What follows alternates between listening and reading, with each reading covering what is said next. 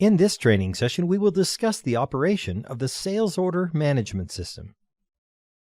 This system allows you to create customer price quotes and sales orders, and is integrated with both the inventory and the accounts receivable modules.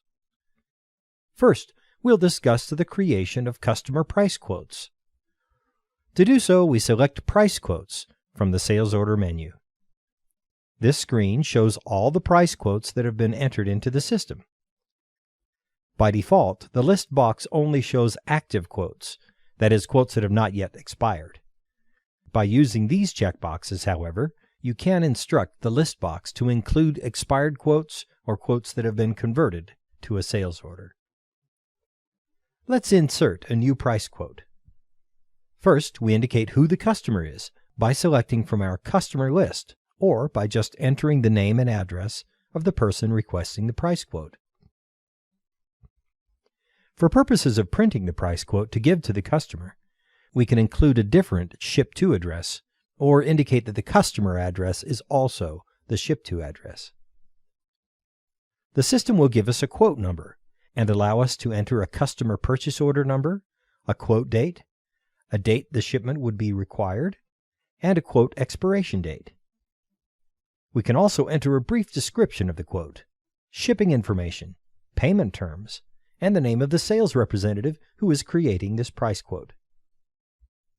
Now we'll insert some line items.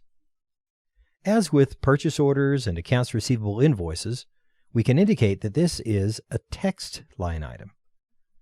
This will allow for the entry of an extended description.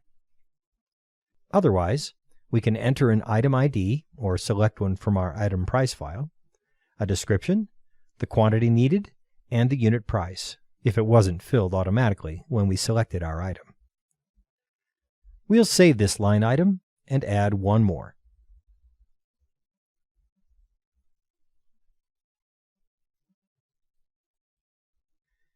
When we have finished our price quote, we can now create a printout to send to the customer. This price quote can be printed to be faxed, or it can be emailed directly to the customer using the Report Emailer function. Now that we've completed our price quote, we will click the OK button to save the quote.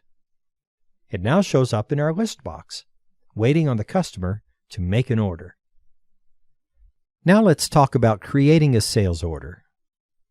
If a customer makes an order for items that were quoted using the price quote system, we simply find the appropriate price quote in the list and click the Create Sales Order button. The system now brings up the sales order entry screen, already filled out with all the information from the price quote. If this is an order for which there was no previous price quote entered, we enter the sales order by selecting Sales Orders from the Sales Order menu. This screen shows all the sales orders that have been entered into the system. By default, the list box only shows open sales orders, that is, orders that have not yet been converted to an accounts receivable invoice. By using this checkbox, however, you can instruct the list box to include sales orders that have already been billed. Let's insert a new sales order. First, we indicate who the customer is by selecting from our customer list, or by just entering the name and address of the person making the order. For purposes of printing the sales order and packing slip, we can include a different ship-to address or indicate that the customer address is also the ship-to address.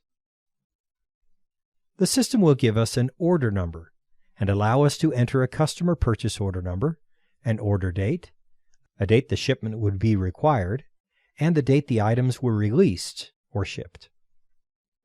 We can also enter a brief description of the order, shipping information, payment terms, and the name of the sales representative who is entering this sales order. Now we'll insert some line items.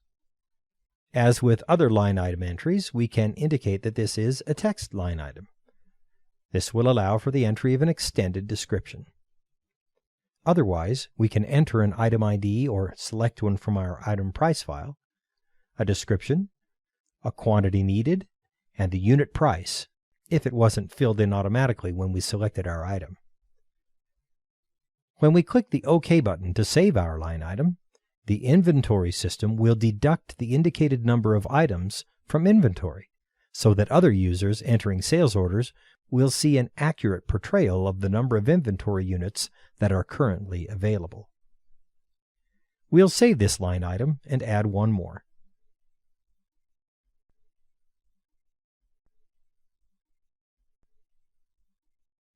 When we have finished our sales order, we can now create a printout to send to the customer or keep on file.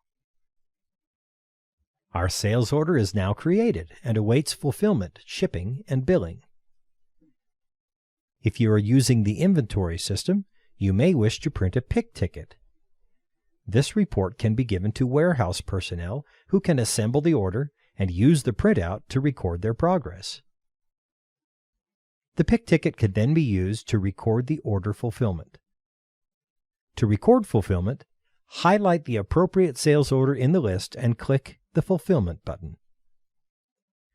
On this screen, you can indicate whether the individual line items on the order have been filled. To tag an item as having been filled, highlight the item and click the Tag as Filled button. Using this button, you can tag all the items as filled. If a specific line item was only partially filled, highlight the item and click the Edit Fulfillment button. You can then indicate how many of the ordered quantity were actually filled.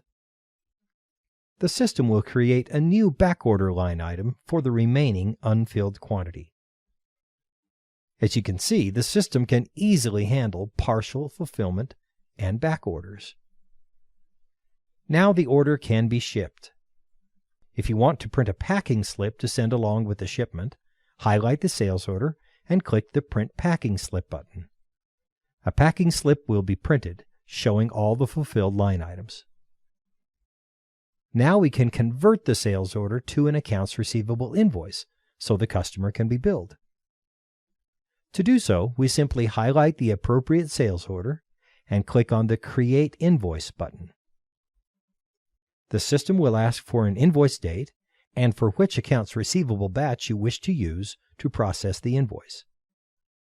Select the batch you want and click the Proceed button, and the system will create the invoice. You can now go to the Accounts Receivable menu and select Invoices.